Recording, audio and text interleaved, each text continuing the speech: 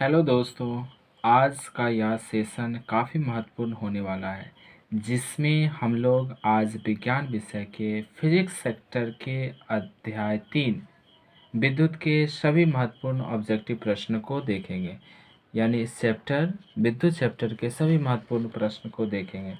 इस सेशन में सभी बोर्ड मॉडल क्वेश्चन को समाहित किया गया है, इसलिए बिना स्किप किए इस सेशन को पूरा अवश्य देखें।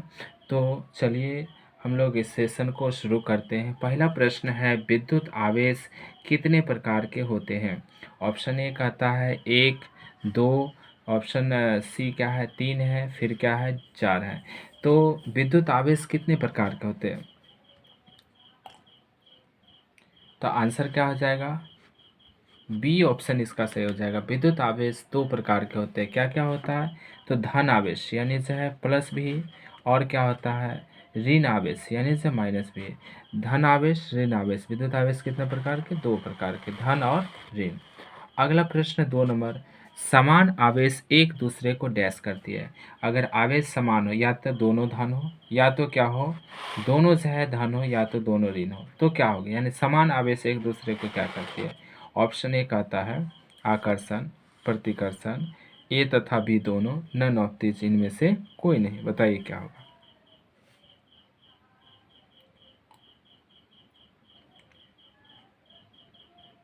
तो इस प्रश्न का आंसर क्या हो जाएगा? समान आवेश है तो क्या करेगा? प्रतिकर्षण करेगा। समान आवेश क्या करेगा? प्रतिकर्षण करेगा। यही कहता और समान आवेश तब क्या होगा? और समान आवेश का मतलब एक प्लस है और एक माइनस है, तब क्या होगा? तो असमान आवेश एक दूसरे को क्या करते हैं? आकर्षण। लेकिन समान आवेश रहे, दोनों प्लस रहे या दोनों माइनस रहे, तो क्या होगा? प्रतिकर्षण होगा। अगला प्रश्न कहता आवेश की स्पष्ट व्याख्या किसने किया था? Option A Thales, option B Benjamin Franklin, option C है न्यूटन, ऑप्शन डी क्या है? अरस्तु। बताइए क्या होगा? तो इस प्रश्न का सही आंसर जो है मतलब ऑप्शन बी, आवेश की स्पष्ट व्याख्या जो है बेंजामिन फ्रैंकलिन ने किया था। अच्छा, थेल्स ने क्या बताया था? बताइए तो, थेल्स ने क्या बताया था? तो थेल्स ने आवेश के बारे में सर्वप्रथम बताया, लेकिन स्पष्ट व्याख्या बेंजामिन फ्रैंकलिन ने किया था। यानी आवेश के परिभाषा, फॉर्मूला, उसके कुछ सिद्धांत इत्यादि को जो है बेंजामिन फ्रैंकलिन ने बताया था। अगला प्रश्न कहता है कि आवेश के बीच आकर्षण या प्रतिकर्षण बल के नियम का प्रतिपादन किसने किया था? तो ऑप्शन ए है थेल्स, बी ऑप्शन है न्यूटन, सी ऑप्शन है जे थॉमसन, और डी ऑप्शन क्या है? कूलम्ब है। तो इसमें बताएंगे कौन से ऑप्शन है मतलब आवेश के आकर्षण प्रतिकर्षण नियम के प्रतिपादन किया था।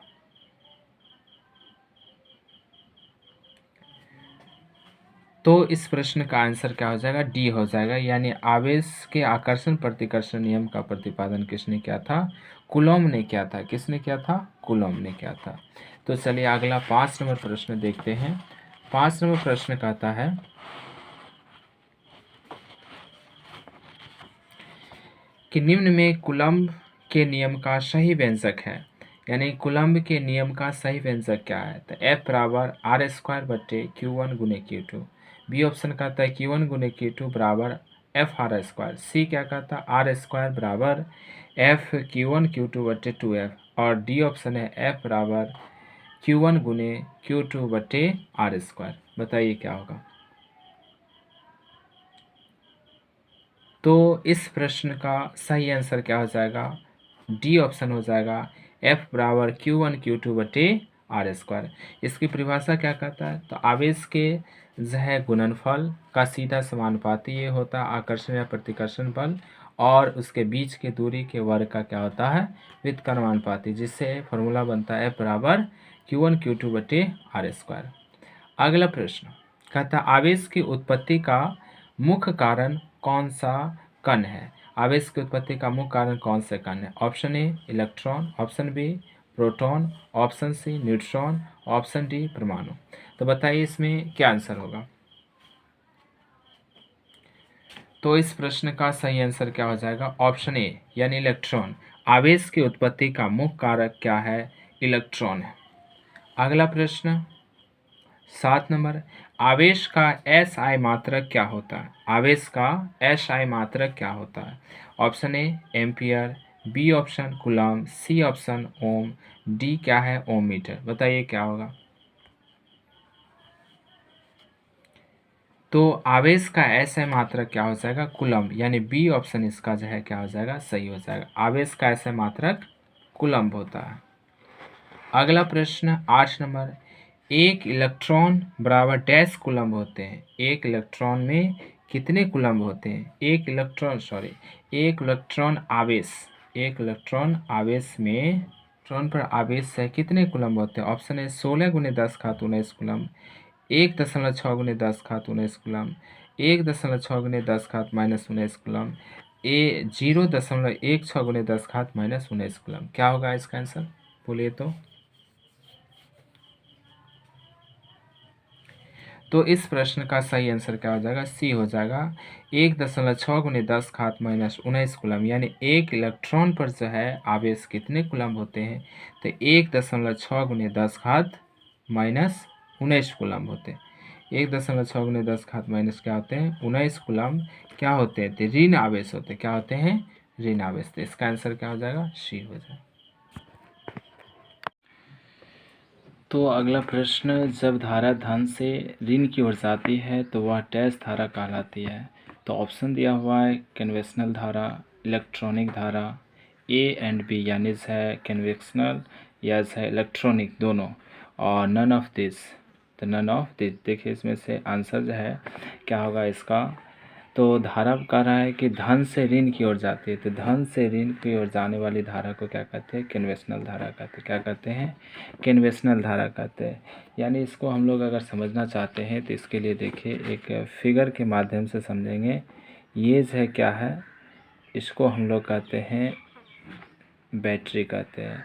और बैटरी में हम लोग इधर उपकरण अगर लगाते हैं, यहाँ पे प्लग कुंजी लगा देते हैं, और प्लग कुंजी के बाद इस तरह से संरचना बना करके ये क्या हो गया? एक बल्ब हो गया। तो ये जो है ये प्लस हो गया, ये क्या हो गया? माइनस हो गया। तो इसमें हम लोग धारा को जो दर्शाते हैं प्लस से ऐसे निकलती है, प्लस से निकल करके और क्या होती है? बल्ब होते हुए इस तरह से माइनस में प्रवेश करता है। तो ये धारा के इस डायरेक्शन को कन्वेंशनल धारा कहते हैं। क्या कहते हैं? कन्वेंशनल धारा कहते हैं। लेकिन वास्तव में जो है इलेक्ट्रॉन का स्थानांतरण क्या होता है? माइनस से निकल कर के इधर से घूमते हुए प्लस में प्रवेश करती है। इस धारा को क्या कहते हैं? इलेक्ट्रॉनिक धारा कहते हैं। तो इलेक्ट्रॉनिक धारा में वास्तविक रूप से जो है माइनस से निकल के प्लस में प्रवेश करती है, जबकि कन्वेंशनल धारा में क्या होता है? माइनस से निकल करके प्लस में प्रवेश करती है। तो इसका सही आंसर क्या होगा? कन्वेंशनल धारा। तो अगला प्रश्न 10 नंबर का आता है, इलेक्ट्रॉनिक धारा में डैश से डैश की ओर प्रवाहित होते हैं। यानी इलेक्ट्रॉनिक धारा किस दिशा से किस दिशा में? धन से ऋण या ऋण से धन, या ए एंड बी दोनों, या नन ऑफ दिस होगा। तो इलेक्ट्रॉनिक धारा का रहा है, तो इलेक्ट्रॉनिक धारा वितरक बताए इलेक्ट्रॉनिक धारा क्या होगा? तो इलेक्ट्रॉनिक धारा जो है ऋण से निकलती है और धन में प्रवेश करती है। इसलिए इस प्रश्न का सही आंसर क्या हो जाएगा? बी ऑप्शन हो जाएगा। अगला 11 नंबर प्रश्न कहता है, विद्युत धारा का एसआई मात्रक क्या होता है? बताइए विद्युत धारा का एसआई मात्रक क्या होगा? ऑप्शन ए कहता है आमीटर, बी एम्पियर, सी जो है कूलम्ब, और डी क्या है? ओम है। तो विद्युत धारा का ऐसे मात्रक इसमें से आमीटर तो नहीं होगा, क्योंकि ये विद्युत धारा मापने वाले यंत्र हैं। ये एम्पियर्स है, विद्युत धारा का क्या हो जाएगा? ऐसा मात्रक हो जाएगा।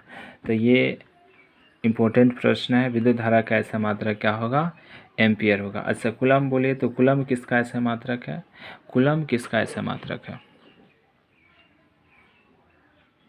तो कूलम्ब जो है आवेश का ऐसा मात्रक है। आवेश का ऐसा मात्रक क्या होगा? आवेश का एसआई मात्रक क्या होगा? कूलम्ब होगा। आवेश का ऐसा मात्रक कूलम्ब। अच्छा बताइए ओम किसका मात्रक है? ओम तो ओम जो है प्रतिरोध का ऐसा मात्रक है। किसका ऐसा मात्रक है? प्रतिरोध का ऐसा मात्रक है। प्रतिरोध का ऐसा मात्रक क्या होगा? ओम होगा। तो चलिए अगला प्रश्न हम लोग 12 नंबर पे चलते हैं। कहता है निम्न में से विद्युत धारा का सही व्यंजक क्या है? तो विद्युत धारा का सही व्यंजक ऑप्शन ए में कहता है आई बराबर क्यू बटे टी, आई बराबर बी में कहता है आई बराबर टी बटे क्यू, आई सी में कहता है आई बराबर आर बटे टी, और डी में है आई बराबर क्यू गुने टी। तो इसमें से बताइए कि विद्युत धारा के लिए जो फॉर्मूला होगा आई बराबर वो क्या होगा?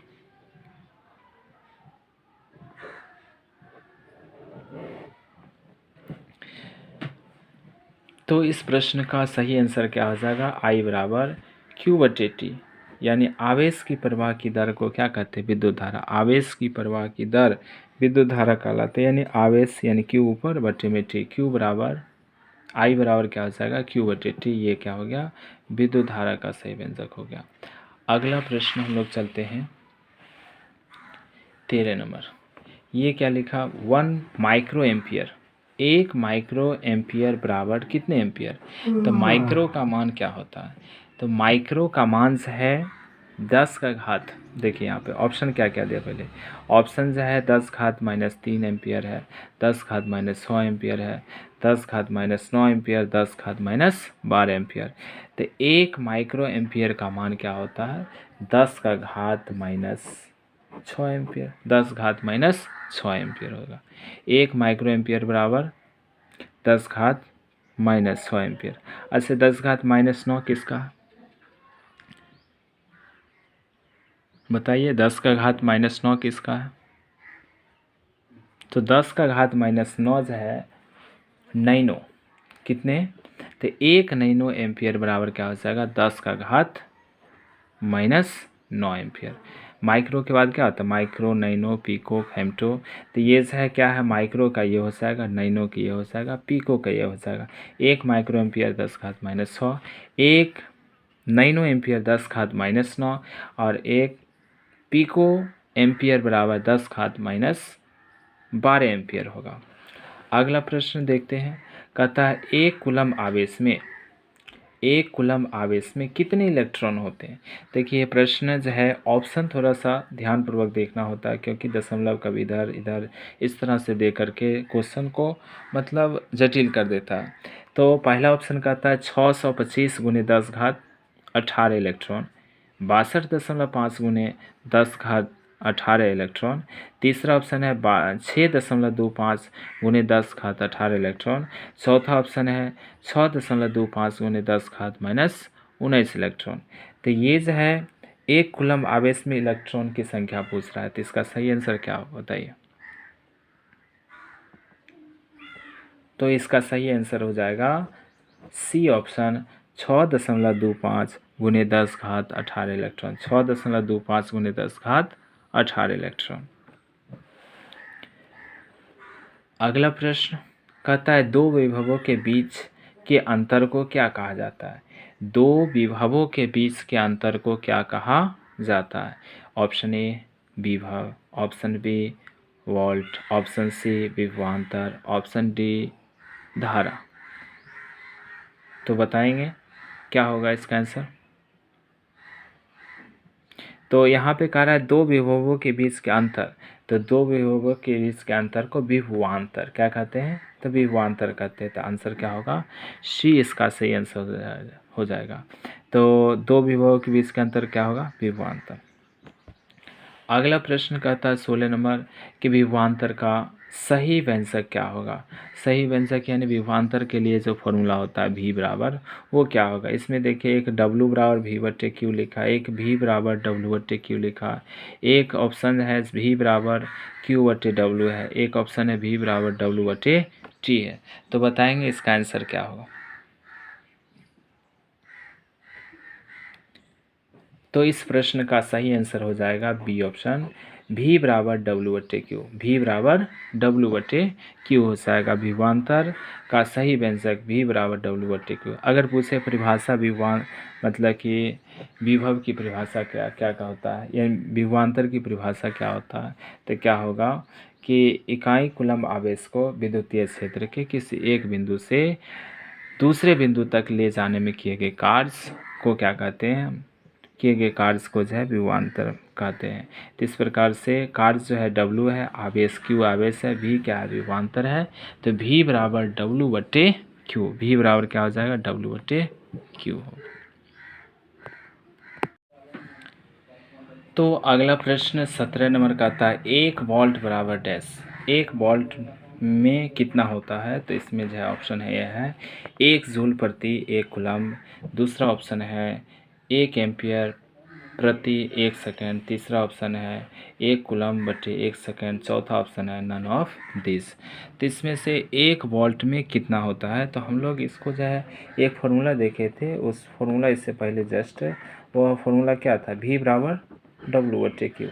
तो V बराबर W/Q, तो V से V का ऐसा मात्रक वोल्ट, तो 1 वोल्ट, और इधर से है क्या है कि यहाँ पे 1 लगा दिया तो 1 लगा दिया तो 1 वोल्ट हो गया। और W जो है क्या?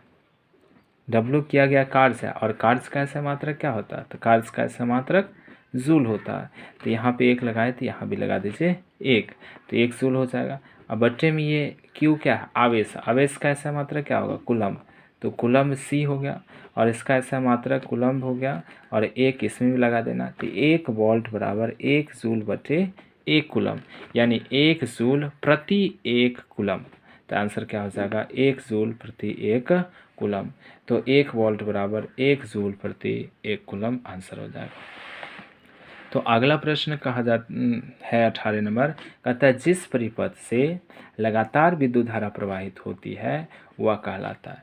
यानी अगर किसी भी परिपथ से लगातार विद्युत धारा मिल रहा है तो उसे क्या कहेंगे? तो ऑप्शन ए कहता है विद्युत धारा, बी ऑप्शन कहता है विभवांतर, सी कहता है प्रतिरोध, डी कहता है विद्युत परिपथ। बताइए क्या होगा? तो इस प्रश्न का सही आंसर जो है डी हो जाएगा। क्या होगा? डी, यानी विद्युत परिपथ। विद्युत परिपथ का मतलब ये हुआ कि ऐसा परिपथ जिससे लगातार विद्युत धारा प्रवाहित होते रहता है, तो विद्युत परिपथ उसे क्या कहते हैं? विद्युत परिपथ कहते हैं। तो इसमें भी वही प्रश्न कह रहा है, जिस परिपथ से लगातार विद्युत धारा प्रवाहित होती रहती है वह कहलाता है। तो क्या हो जाएगा? विद्युत परिपथ हो जाएगा। अगला प्रश्न 19 नंबर, एमीटर को किस क्रम में जोड़ा जाता है? कौन सा क्रम? क्रम ऐसे जो है हम लोग उपकरण को 2 क्रम में जोड़ते हैं, समांतर क्रम, श्रेणी क्रम। तो पहला ऑप्शन कहता है श्रेणी क्रम, दूसरा ऑप्शन है समांतर क्रम, तीसरा ऑप्शन है कि श्रेणी समांतर दोनों, और चौथा ऑप्शन है क्या? None of this. A and B दोनों का मतलब क्या? ये दोनों। तो इस प्रश्न में बताइए इसका आंसर क्या होगा?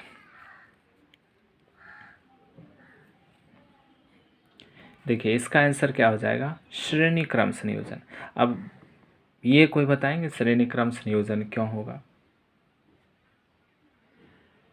तो देखिए श्रेणी क्रम संयोजन होने का क्या कारण है? एमीटर का जो प्रतिरोध होती है वह बहुत कम होता है, नगण्य होता है, और परिपथ में श्रेणी क्रम में जोड़ने के बाद भी इसके मतलब वोल्टेज पर कोई प्रभाव नहीं पड़ता है। इस प्रकार से श्रेणी क्रम में इसको जोड़ सकते हैं। लेकिन यही क्या होता है कि मतलब समांतर वोल्ट मीटर एक होता है जिसका प्रतिरोध बहुत अधिक होती है, उसको यदि श्रेणी क्रम में जोड़ देते हैं तो आगे मतलब कि वोल्टेज क्या हो जाती है? कम हो जाती है, और उपकरण सही ढंग से कार्य नहीं कर पाता है।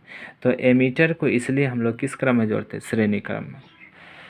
अगला देखिए, ठीक अगला वही प्रश्न है कि वोल्ट मीटर को जोड़ा जाता है श्रेणी क्रम में, समांतर क्रम में, श्रेणी क्रम समांतर क्रम दोनों, नन ऑफ दिस। तो इसमें वोल्ट मीटर को किस क्रम में जोड़ा जाता है?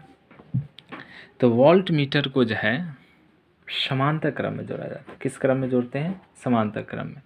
अब इसमें समांतर क्रम क्यों जोड़ते हैं? तो समांतर क्रम जोड़ने का ये कारण है कि वोल्ट मीटर का प्रतिरोध बहुत अधिक होती है।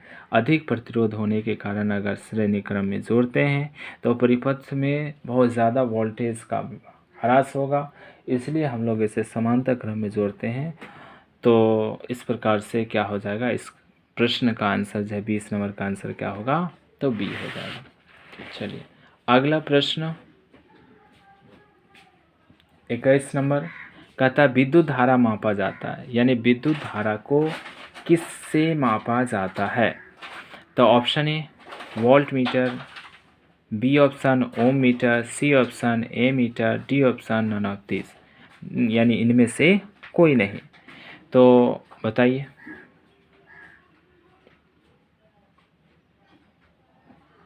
देखिए इस प्रश्न का आंसर क्या हो जाएगा, ए मीटर हो जाएगा। वोल्ट यानी से ए मीटर से हम लोग विद्युत धारा को मापते हैं। विद्युत धारा को मापने के लिए किसका उपयोग करते हैं, ए मीटर। कोई बताएंगे वोल्ट मीटर का उपयोग किसको मापने के लिए करते हैं? ये ए ऑप्शन किसका आंसर होगा? तो वोल्ट मीटर से हम लोग से विभवांतर को मापते हैं। क्या मापते हैं? विभवांतर। विभवांतर को मापते हैं। अच्छा कोई बताएंगे ओम मीटर से क्या मापते हैं? ओम मीटर। तो ओम मीटर से क्या मापते हैं? प्रतिरोध को मापते हैं। ओम मीटर से प्रतिरोध को मापा जाता है और ए मीटर से विद्युत धारा को मापा जाता है। अगला प्रश्न 22 नंबर, विभवांतर मापा जाता है, यानी विभवांतर को किससे मापते हैं? अभी तुरंत बताए थे कि विभवांतर के लिए क्या होता है, वोल्ट मीटर। तो ये प्रश्न क्या कहता है, विभवांतर मापा जाता है। पहला ऑप्शन वोल्ट मीटर है, तो यही ऑप्शन इसका सही हो जाएगा। दूसरा ऑप्शन ऐसे ओम मीटर है, तीसरा ए मीटर है, चौथा क्या है, नन ऑफ दिस है। चलिए अगला प्रश्न देखते हैं। सर्वश्रेष्ठ चालक यानी सबसे अच्छा चालक, यानी जिसका प्रतिरोध सबसे कम होती है वो सबसे अच्छा चालक होता है। क्या होगा? ए ऑप्शन कहता है सोना, बी चांदी, सी जो है पारा और डी कॉपर। बताइए इसका आंसर। तो इस प्रश्न का सही आंसर क्या हो जाएगा? तो चांदी हो जाएगा। सर्वश्रेष्ठ चालक क्या होगा? चांदी। अगला प्रश्न जो है 24 नंबर, कहता है तापमान के बढ़ने पर चालक की चालकता होती है। क्या होती है? बढ़ती है, घटती है, समान रहती है और जो है नन ऑफ दीज, इनमें से कोई नहीं। तो तापमान के बढ़ाने पर चालक की चालकता क्या होती है? बताइए।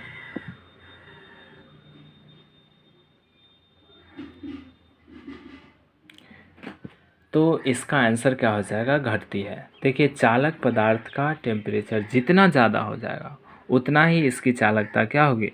कम होगी। लेकिन इसी में अगर पूछेगा कि अगर चालक नहीं है, ये अर्धचालक है। क्या है? अर्धचालक पदार्थ। और यदि अर्धचालक पदार्थ है तो बताएंगे तब इस स्थिति में क्या होगा? अर्धचालक में तापमान बढ़ाने पर क्या होगा? तो इस प्रश्न का आंसर तब हो जाता, अर्धचालक रहने पर तापमान बढ़ती है तो प्रवाहित विद्युत धारा यानी चालकता का मान भी क्या होता? बढ़ता। अर्धचालक में ताप बढ़ाने पर चालकता बढ़ती है, लेकिन चालक में ताप बढ़ाने पर चालकता क्या होती है? घटती है, यानी कम होती है।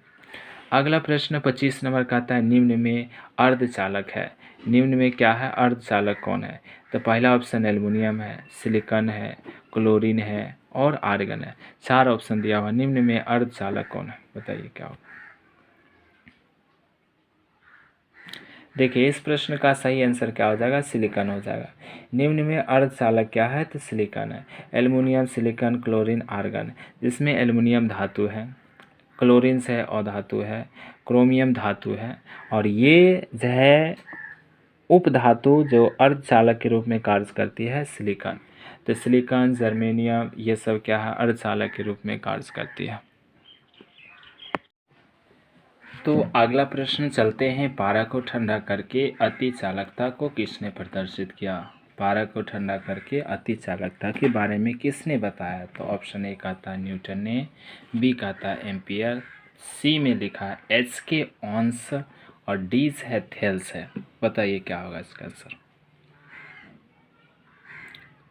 तो इस प्रश्न का आंसर क्या हो जाएगा? सी ऑप्शन हो जाएगा, एच के ऑन्स। एच के ऑन्स ने जो है पारा को ठंडा करके अति चालकता के बारे में बताया जाता। ऐसे कोई बताएंगे थेल्स ने क्या बताया था विद्युत धारा के संबंध में? थेल्स का तो आवेश के बारे में सर्वप्रथम किसने बताया था? थेल्स ने। आवेश के बारे में सर्वप्रथम जानकारी किसने दिया था? थेल्स ने दिया था। अगला प्रश्न देखिए, ये से मतलब सेशन जो है विद्युत चैप्टर का लगभग संपूर्ण जो है मतलब प्रश्न इम्पोर्टेंट प्रश्न को हमने लिया, और अगर इस सेशन को आप ढंग से कर लेते हैं तो निश्चित रूप से विद्युत चैप्टर में किसी भी प्रकार का ऑब्जेक्टिव प्रश्न नहीं छूटेगा, और यह जो है मतलब 100% आपको जो है इस चैप्टर का जो है ऑब्जेक्टिव क्लियर हो जाएगा। तो 27 नंबर क्वेश्चन कहता है 1 वोल्ट तथा 1 एम्पियर का अनुपात कहलाता है। 1 वोल्ट तथा 1 एम्पियर का अनुपात कहलाता है। Option A 1 newton, B 1 ohm, C 1 coulomb और D none of this. 1 volt बट्टे 1 एम्पियर। देखिए इसमें हम लोग कैसे समझेंगे, ऊपर क्या है तो 1 वोल्ट और नीचे कहता है कि 1 एम्पियर। तो वोल्ट किसका ऐसा मात्रक, विभवांतर का, और एम्पियर किसका ऐसा मात्रक है, तो एम्पियर है विद्युत धारा का, और विद्युत धारा का आई होता है, विभवांतर का भी होता है, तो भी बटे आई, भी बटे आई। तो भी बटे आई से है फॉर्मूला होता है आर बराबर भी बटे आई। आर बराबर क्या होता है, भी बटे आई होता है। तो ये जो आर देख रहे हैं, आर क्या है, प्रतिरोध है, और प्रतिरोध का मात्रक क्या होता है, तो इसका मात्रक होता है ओम। तो इस प्रकार से 1 ओम यानी है 1 वोल्ट और 1 एम्पियर के अनुपात क्या कहलाते हैं, तो क्या कहलाते हैं, 1 ओम कहलाते हैं। 1 वोल्ट और 1 एम्पियर का अनुपात क्या कहलाता है, 1 ओम कहलाता है। तो अगला प्रश्न चला जाए। 28 नंबर प्रश्न कहता है किसी चालक तार की लंबाई बढ़ाने पर प्रतिरोध होता है।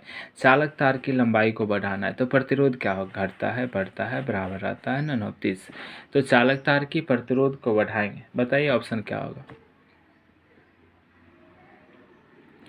तो देखिए इसमें प्रश्न में कहता है चालक तार की लंबाई बढ़ा रहे हैं, तो लंबाई जैसे बढ़ेगा प्रतिरोध भी क्या होगा, बढ़ेगा। चालक तार की लंबाई प्रतिरोध का क्या होता है, सीधा समानुपाती होता है। यानी प्रतिरोध बढ़ेंगे तभी जब चालक तार की लंबाई बढ़ेगा, यानी चालक तार की लंबाई बढ़ने पर प्रतिरोध बढ़ेगा, घटने पर घटता है। अगला प्रश्न है प्रतिरोध का एसआई मात्रक होता है, ओम, न्यूटन, वोल्ट और ओम मीटर। बोलिए इसका आंसर बोलिए क्या होगा। तो प्रतिरोध का ऐसा मात्रक क्या होता है, तो ओम होता है, पहला ऑप्शन सही हो जाएगा। प्रतिरोध का ऐसा मात्रक ओम हो जाएगा। अच्छा न्यूटन किसका ऐसा मात्रक है, कोई बताएंगे, न्यूटन। तो न्यूटन हो जाएगा बल, ये किसका हो जाएगा, बल का ऐसा मात्रक। वोल्ट किसका ऐसा मात्रक है, तो वोल्ट हो जाएगा विभवांतर का ऐसा मात्रक। अच्छा ये बताएंगे ओम मीटर किसका ऐसा मात्रक है, कोई भी बताइए, ओम मीटर। तो ओम मीटर्स है ये प्रतिरोधकता का ऐसा मात्रक है। प्रतिरोधकता को हम लोग विशिष्ट प्रतिरोध भी कहते हैं। विशिष्ट प्रतिरोध या प्रतिरोधकता का ऐसा मात्रक क्या होगा, ओम मीटर होगा। चलिए तो अगला प्रश्न 30 नंबर देखते हैं। 30 नंबर प्रश्न कहता है विशिष्ट प्रतिरोध यानी रो यानी प्रतिरोधकता का ऐसा मात्रक क्या होगा। अभी तुरंत बताए थे विशिष्ट प्रतिरोध रोध का ऐसा मात्रक क्या होता है, ओम मीटर होता है। तो इस प्रश्न का आंसर क्या हो जाएगा, ओम मीटर हो जाएगा। अच्छा आगे चलें इसी में कि ये ओम किसका ऐसा मात्रक है, बताइए कोई। तो ये क्या हो जाएगा, प्रतिरोध का, प्रतिरोध का ऐसा मात्रक ओम। अगला प्रति ओम किसका ऐसा मात्रक है, तो प्रति ओम हो जाएगा चालकता का ऐसा मात्रक। ओम किसका मात्रक, प्रतिरोध का, प्रति ओम किसका मात्रक, चालकता का। अच्छा ओम मीटर किसका मात्रक, तभी देखिए विशिष्ट प्रतिरोध का। तो प्रति ओम प्रति मीटर किसका हो जाएगा, तो विशिष्ट चालकता का। फिर से सुनिए, ओम मीटर विशिष्ट प्रतिरोध, प्रति ओम प्रति मीटर तो विशिष्ट चालकता क्या होगा, विशिष्ट चालकता। प्रतिरोध का ओम तो विशिष्ट प्रतिरोध प्रतिरोध का क्या हो जाएगा, ओम। तो प्रति ओम किसका हो जाएगा, तो ये जो है चालकता का हो जाएगा, ये किसका हो जाएगा, चालकता का।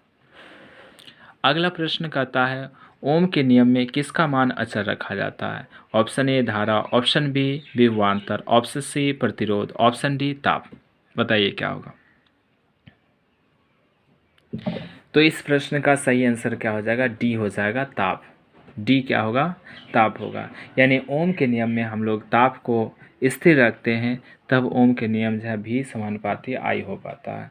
तो इस प्रकार से जो है मतलब स्पष्ट पता चल पाता है। तो ओम के नियम में किसको स्थिर रखा जाता है? तो ओम के नियम में ताप को स्थिर रखा जाता है। अगला प्रश्न 32 नंबर, प्रतिरोध के किस प्रकार के संयोजन में समतुल्य प्रतिरोध का मान घटता है? यानी समतुल्य प्रतिरोध के मान को कम करना है तो किस क्रम में जोड़ेंगे? श्रेणी क्रम में जोड़ेंगे क्या, या समांतर क्रम में, या किसी में जोड़ सकते हैं? श्रेणी समांतर दोनों, ए बी दोनों में, डी का था नन ऑफ दिस, क्या होगा बताइए?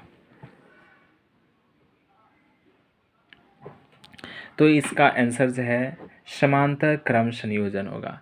देखिए किसी भी प्रतिरोध को समांतर क्रम में जोड़ते हैं तो प्रतिरोध का मान समतुल्य प्रतिरोध घटता है।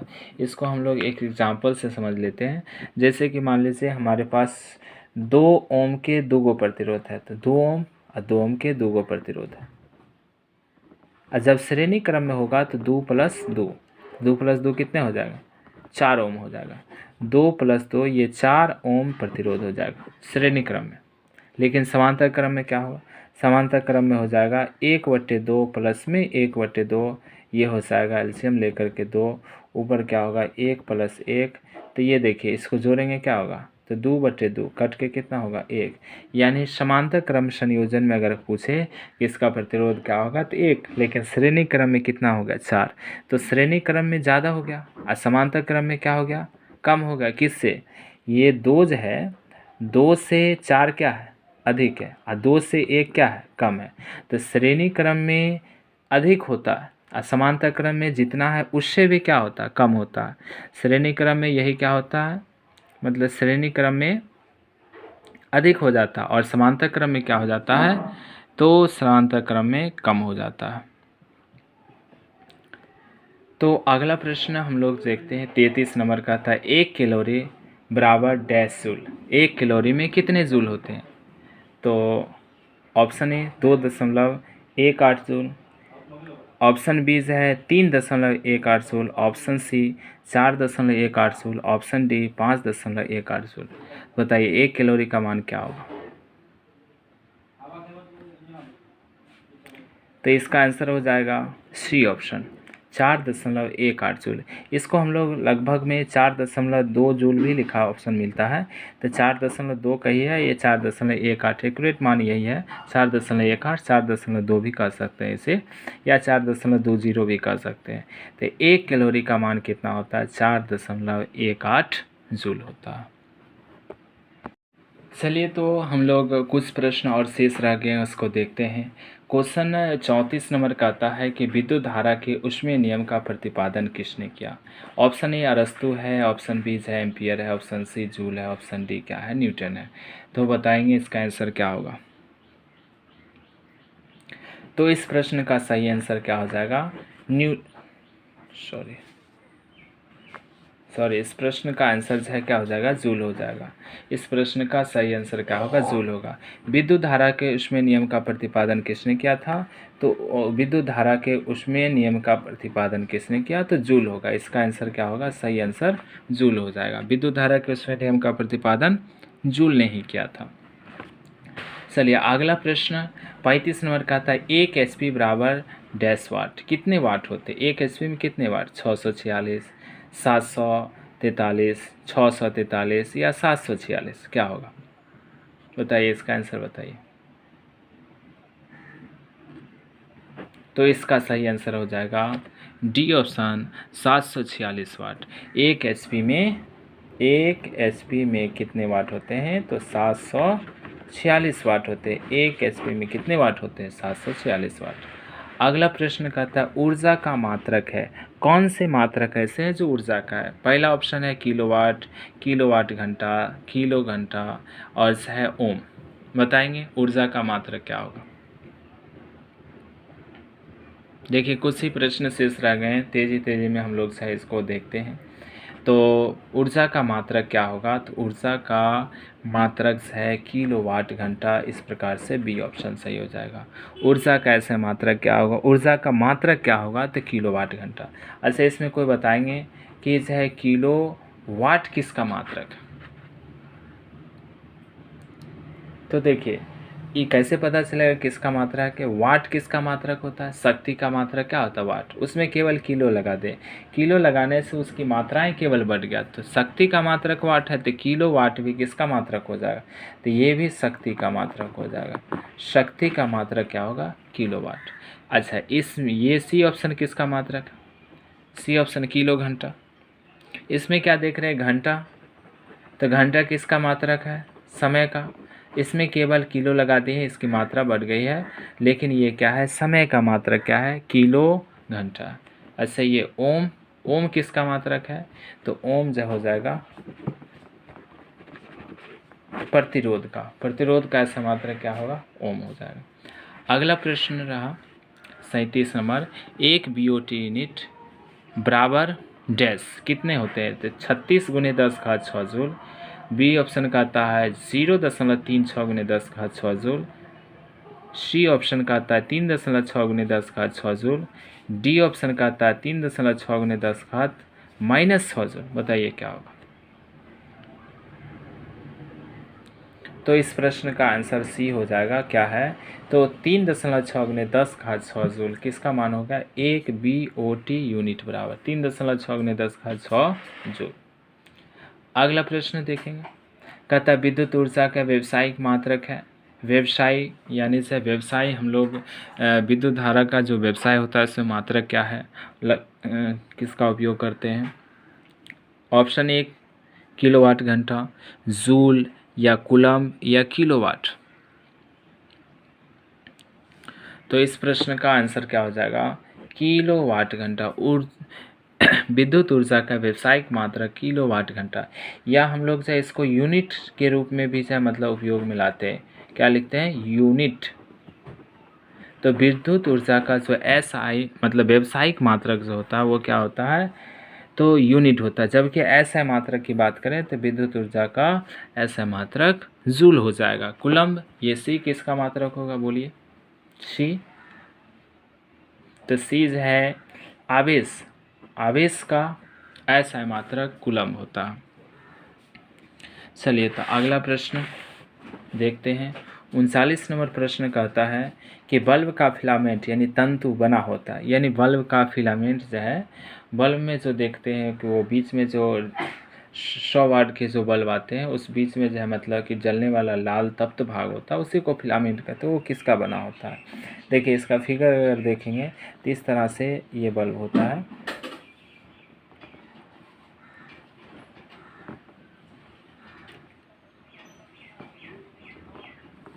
ये जो आप देख रहे हैं यहाँ पर, इसी को फिलामेंट कहते हैं। ये तंतु है और ये किसका बना होता है ये पूछा जा रहा है।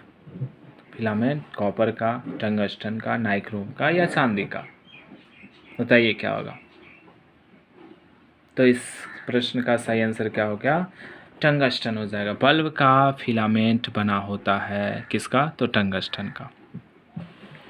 ठीक, अगला प्रश्न कहता है विद्युत स्त्री यानी आयरन का ऊष्मीय अवयव बना होता है। विद्युत आयरन का ऊष्मीय अवयव किसका बना होता है? यानी जिससे ऊष्मा जो निकलती है विद्युत स्त्री का, वो किसका बना होता है? टंगस्टन का क्या, या अभ्रक का, या नाइक्रोम का, या कॉपर का?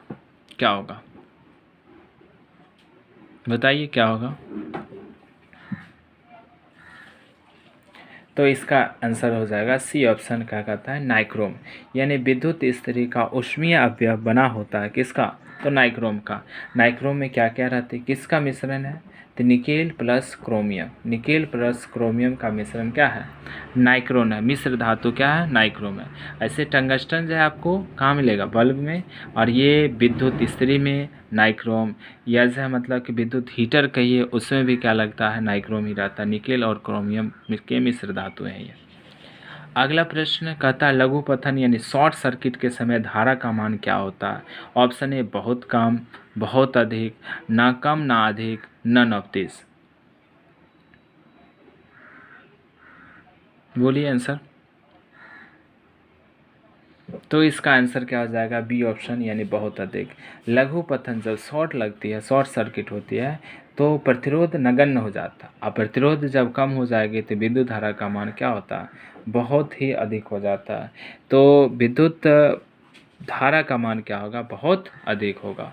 तो इस सेशन का लास्ट प्रश्न देखते हैं कि विद्युत फ्यूज़ जोड़ा जाता है, यानी विद्युत फ्यूज़ कहाँ जोड़ते हैं। ऑप्शन ए गर्म तार में, बी ठंडा तार में, सी जो है भू तार में, और डी जो है नन ऑफ दिस, यानी इनमें से कोई नहीं। बोलिए आंसर क्या होगा।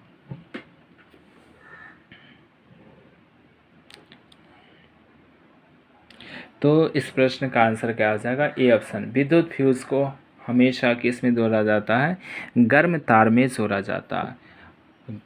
किस तार में जोड़ते हैं, गर्म तार में जोड़ा जाता है।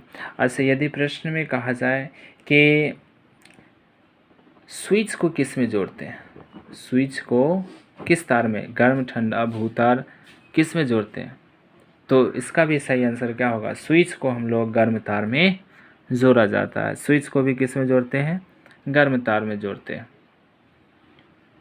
तो